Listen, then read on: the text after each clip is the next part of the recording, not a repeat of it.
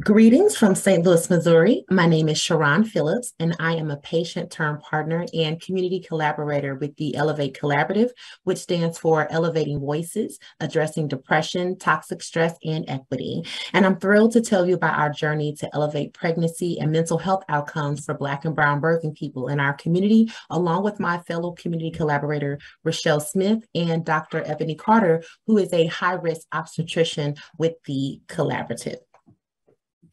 We have no financial disclosures, but we do have a shared work disclosure because the story we're about to tell you represents the work of a collaborative of hospital-based outpatient clinics, community health centers, medical schools, community-based organizations, and community collaborators. The Elevate Collaborative was born about 6 years ago to address the unacceptable high infant and maternal mortality rates in St. Louis City, North St. Louis City and Missouri, County. And the preterm birth rate in our community is about 18%. And we focus a lot on preterm birth because what's the number of one predictor of whether a baby will live to celebrate their first birthday? It's whether we were born too soon. And too many of our babies were being born too soon. The definition of insanity is to keep doing the same thing in the same way and expect a different result. So we first came together to shake it up and reimagine how things could be. Most of our teams specialize in helping birthing people during the pregnancy and postpartum journey. They provide group prenatal care, and we serve the majority of Black birthing people across the state of Missouri. But beyond the organizations we represent, Elevate is a transdisciplinary team of former patients like me and Richelle, whom you see here. Obstetricians like Ebony Carter with her family here, midwives, nurses, mental health, and public health professionals. We share with you here some of our faces and families to reflect that Elevate is comprised of whole humans who each have our own personal journey and can't only bring our professional selves to this work. In our 6 years of working together, we've learned that Elevate requires a vulnerability from one, admitting to how racism and white supremacy impacts our lives, two, acknowledging that change must come from the healthcare system, from the healthcare teams at the system level, and not only the patients to advance positive outcomes, and three, working collaboratively with community members. Richelle and I are two of the 6 community collaborators, and I can honestly say that we have the most important voice at this table. My role as a community collaborator is essential because I became here initially joining group prenatal care because just kind of randomly stumbling upon it, going through a little bit of turmoil in my life, normal daily things that were stressing me out as a Black woman, being pregnant. And I found a group that actually listened to what I said. They asked my opinion, and me offering my community voice turned into this. And it has grown so tremendously that today, look, we are talking to the NAACP. And so I'm just super excited about all the work that has been done in our community, all the change that has been created. And just like I made an example earlier about how Chick-fil-A, they're not open on Sundays, but they decided that's not what they wanted to do. But this organization, these group of people moved the needle to have our community voices elevated, and they have heard us. And here we are today. So I'm going to go ahead and pass this over to Richelle to hear more about our Elevate group. Thank you, Cheron. Again, my name is Richelle Smith. I want to start off by explaining why I decided to join Elevate as a community collaborator. I went there, I did group prenatal care during my pregnancy, and I was excited to do it. So when they told me about the mission that we're going to use to change the way that we do group prenatal care and expand it to where that we're focusing on Black and Brown babies and bridging that infant mortality gap, I was all for being there. But I was a little intimidated by the idea of being in a room full of people with high esteemed degrees. However, I'm so happy that I put that fear aside and I joined because, like as Cheron said earlier, our voice was the most heard in the room. And to know that a group of people cared about us and where we come from and how to change healthcare to treat patients like us every day was very impactful. So when we looked at Elevate and we looked at the group prenatal program, we had 3 focus areas to change pregnancy outcomes for patients, healthcare teams, and healthcare systems. We understand that prenatal care will not erase a lifetime of inequities that show up as toxic stress, trauma, and other mental health concerns. But prenatal care can be a strong place of intervention to develop reproductive life plans, gain mental health coping skills to use during pregnancy and postpartum period, provide appropriate postpartum materials to meet patient, healthcare team, and healthcare system needs. From a patient perspective, 80% of the patients served by the Elevate sites have had a past or present mental health diagnosis complicating the pregnancy, most commonly being depression and or anxiety. But mental health services are hard to come by, especially when resources are limited. We know that mental health and pregnancy outcomes are inextricably linked to our patient focus and is on reducing inequitable adverse prenatal outcomes by addressing both pregnancy and behavioral health needs. For our healthcare teams, we provide intensive trainings for healthcare to support patients who are experiencing trauma, depression, psychological stress as a result of racism. We also inexplicably address power dynamics between healthcare team members. And finally, at the healthcare systems, we work to increase shared accountability between the communities and the healthcare teams through the development of innovative solutions, policies, and new approaches to care delivery. So in our early meetings 6 years ago, one of the things that the teams had in common was group prenatal care, was some evidence that group prenatal care reduces preterm birth rates. I received group prenatal care. I received the group prenatal care, and for those who may not be familiar with it, to paint a picture for you, unlike walking into your OBGYN appointment or any doctor's appointment where you have to sit in the waiting room, you skip that entire part. You go to a room with 6 to 12 pregnant people all around the same gestational period as you. You walk in, there's no wait time, you check your blood pressure, you step on a scale yourself, which can be a difficult thing to do for some. So taking away that fear, that constriction of not knowing where you stand and where you're waiting, how you feel about it, just weighing yourself and being there for yourself was really important.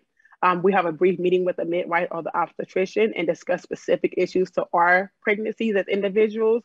And then this is what you see as an individual assessment happening with individuals. And then after that, we enjoy healthy snacks and engaging activities because we all know that learning can be fun. And when it's fun, you retain the information the best. So we always made it active, fun, and engaging for everyone. We learn relaxation methods like the rice sock, where you take undercooked rice, you put it in a clean or a new sock, and you heat it up in the microwave for 30 seconds. And, that was a heat pack, and that can be a heat pack for anyone in any space who may not have access to going to a store to go get one of their own. It was 90 minutes devoted to fun activities and learning more about your pregnancy and what you may go through. And it was really interesting to be there with other people who were along the same gestational period, because there were moments where like my baby's kicking and someone else's baby is kicking, and you get to really be in that moment with someone else who understands what you're experiencing. And of course, for me, 90 minutes was important because I tend to go in a 15-minute appointment, I forget a question I may have asked that I had in my head on the way there. So having that extra time to be there and be present was super important to make sure that I get all my thoughts out and express all my needs and piggyback off of other people who also have questions and things that they want to discuss about their current pregnancy. And I decided to join it in the beginning because I wasn't working. I was at home. My morning sickness was 24-hour sickness, and it was difficult for me to do anything. So knowing that I could be around other people and be social and really get to know people who are experiencing what I experienced was extremely important. So early on in the Elevate journey, we did divide into 3 teams. Our curriculum team focused on writing the group prenatal care curriculum with trauma-informed care and racial equity as our core values. The goal was to create a one-stop shop where patients could have both their prenatal care and their mental health needs addressed in a safe group space through a curriculum that reflected the lived experiences of Black birthing people. I was on the curriculum team meeting, and being there with the clinicians and the community members and the mental health professionals was extremely impactful because we got to really pull back and break down each individual portion of what we needed to address through the curriculum. There were things that we took out because we're saying, no, that isn't fitting to what pregnant people need. There were things that we added in to help make sure that everyone understands, to make sure that the book is equitable for people who who may struggle with reading, who may struggle with comprehension, who may struggle with things that we as people may not understand, that other people are going through, other people may struggle with. So to take pages out and put pages in, and to have my voice being heard saying, no, that's not something that is accommodating to Black people especially, was extremely impactful. And then we went on to our evaluation team. Our evaluation team focused on telling our story and how we wanted that to be impacted, how we wanted that to be shared. We reviewed surveys, qualitative questions patients were going to be asked. We discussed the history and harm of research and its impact on patients and healthcare teams. I was also on the evaluation team, and to break down everything and to reflect on it and how that affects people. I got to have experience being with my sister during her pregnancy and during her care, and I got to tell a bit of story from what I saw from that and what I hear from other women in the same communities as me, and bring that to the table, so that way we can make sure that we're always being very aware and very conscious of how we're addressing what we're doing and how we're giving that off to patients. Finally, we formed a steering committee to direct the work, design, and the vision, and hold all the members of the Elevate accountable for the community voice that we put together. Our group published this meta-analysis looking at all the group prenatal care studies, and available data suggests that women who participate in group care have similar rates of preterm birth, neonatal intensive care, unit admission, and breastfeeding. But when we disaggregated the data by race, we found that Black women in particular participating in group prenatal care were 45% less likely to have a preterm birth than those that were in traditional care. And now I'm going to pass it to Dr. Carter to discuss our pilot and impact on healthcare teams and systems. Thank you, Richelle and Cheron. So we developed a 10-session, 2-hour, every other week program that became known as Elevate, that, like they said, is one-stop shopping for prenatal care and behavioral health rolled into one. But like Cheron said, we were all already providing group care. And one of the things that we realized is that mental health needs, if you were in St. Louis without a lot of resources, it was almost impossible to get them. So it wasn't a huge stretch to move from what we were already doing, kind of under the guise of labor management. And we were already trying to do things like yoga, which you see as a picture of us trying to do here, and to stretch those to evidence-based behavioral health techniques like cognitive behavioral therapy and mindfulness. And so the issue is there was nobody to do this for us. And so we took obstetricians, family practice doctors, midwives, and trained obstetric clinicians in how to be mental health extenders when those resources weren't available in the community. And we did it through innovative, interesting group dynamics. So there were activities that had embedded these evidence-based techniques, but we weren't like, we're doing cognitive behavioral therapy now. It was fun and it was part of the activities. But we needed training, and we needed to address the fact that most of the clinicians were white and most of the patients were Black, and racism is real and it impacts the way that everyone shows up. And so we did a lot of training. Most of the sites were already doing something. You kind of see the tip of the iceberg here with usual medical practice. But all of the clinicians at our sites, including front desk staff, everyone gets trauma-informed care training. So that when a patient is upset or, not behaving in the way that we would like, rather than saying, what's wrong with you? Instead say, what happened to you? And it doesn't actually matter in that moment what happened, but it changes the way that we as clinicians show up. We also did anti-racism training for all of the Elevate clinicians. We trained, as I already said, in the behavioral health, how to facilitate groups. So if you've done a group really well as a clinician, you've done the least talking in the room because the wisdom and the power is coming from the patients. And then we did the intervention with the idea that you can't spend 10 sessions, 20 plus hours over the course of pregnancy and keep showing up in the same way. And so, Richelle and the team created an amazing curriculum with Elevate, but the question was, does it work? How is this feasible? How can we do it? And so we piloted Elevate at 3 sites across St. Louis and 48 patients, and the patients were either in traditional prenatal care, kind of regular group care, what we did pre-Elevate, or Elevate group care. And then we followed patients out to see what happened with the baby, what happened with the mom or the birthing person. And we didn't really expect to see anything. We weren't powered to see anything, but it was really just proof of concept. Can we do this? And so, our preterm birth rate in St. Louis and the patients that I care for is terrible. It's 18%. And that is exactly the rate that we saw in the patients who were in individual care. But when we looked at the patients who were in Elevate, there was not a single preterm birth. And while this wasn't a well-powered randomized controlled trial, it suggested that maybe there's a there. We also looked at postpartum visits because after you have a baby, life is busy and hectic, and the vast majority of our patients actually don't show up for postpartum visits for a multitude of structural reasons. But when we looked at the patients who had been in Elevate, over 80% came back for the postpartum visit, which is important for bridging care and figuring out where do you go after this intensive care that you've received in pregnancy.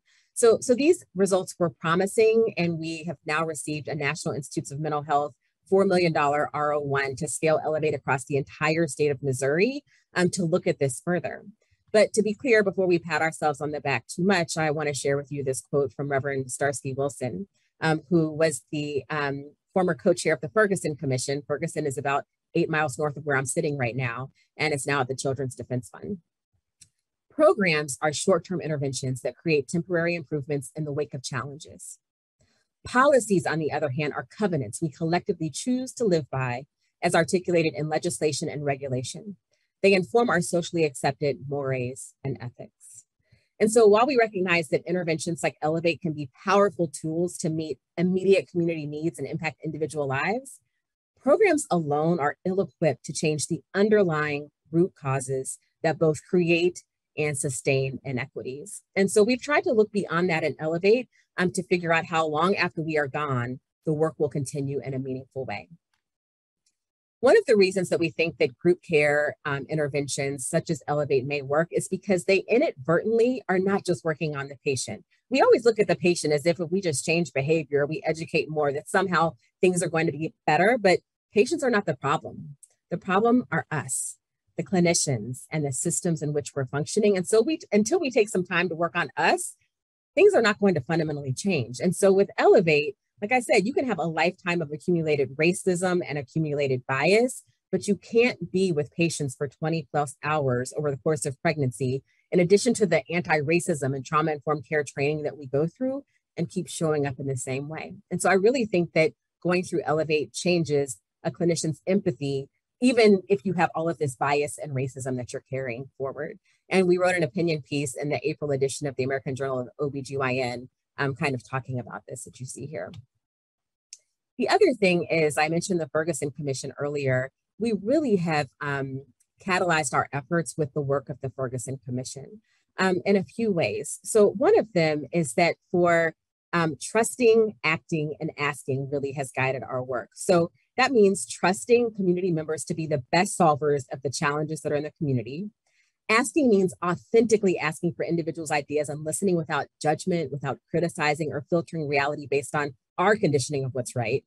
And acting means being accountable for what we hear. It's not enough to be like, so what do you think? And then go on and do what you were going to do in the first place. The community voice has to be at the table from the very beginning. So people see us with this nice NIH grant. The grant was not the goal. We started off wanting to make things better for our community. And it was only after years of relationship and trust that we got to that point.